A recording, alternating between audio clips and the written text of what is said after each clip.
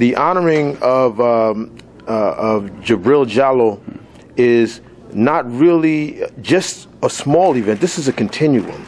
It's a continuum of our respect for the work that's been done in Senegal for the resurrection of the concepts that Cheikh Anta Diop had advocated.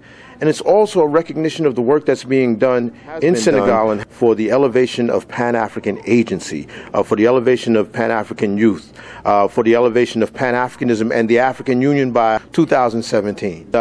Senegal has been so instrumental in that. What really brought me into fold to really meet our distinguished guest today and help begin to set the stage for us to offer the award was a meeting that took place in Senegal in 2004. Called the Conference of African Intellectuals, that took place there with Senegal putting its best foot forward, bringing together African intellectuals around the world to discuss how we could actually move toward this concrete establishment of the African Union.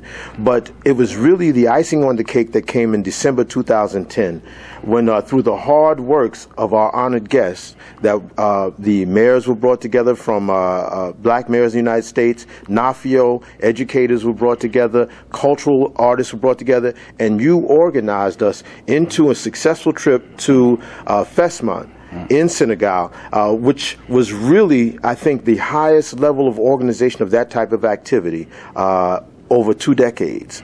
And there I was able to meet with other African dignitaries that promised us the forward march to union. And as an organizer, I knew that the work you had was instrumental in bringing us together. And it's today, and it's because of that work that it's such an honor today for us to present you with this award.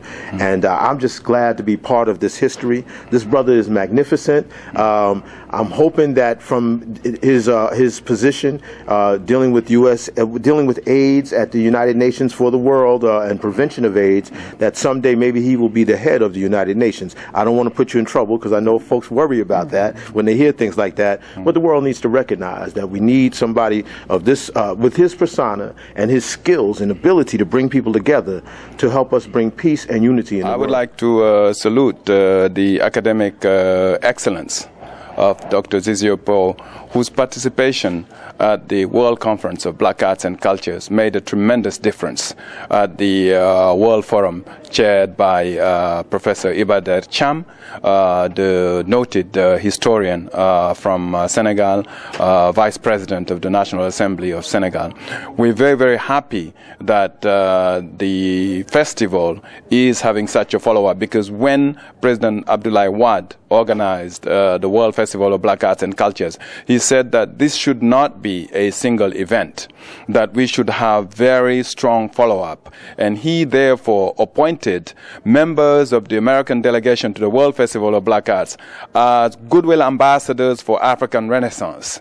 And President Wade said to each member, please go back to your communities and see how, in your own wisdom, in your own experience, you can help to advance the strengthening of links between Africa and its diaspora. And this is why we salute those efforts of our leaders who preceded us, and the efforts of intellectual leaders like Dr. Diallo2, like Professor Maulana Karenga, like Professor Malafikete Atante, like Professor Leonard Jeffries, and many more, who are really opening new horizons for the total unification of the global African family.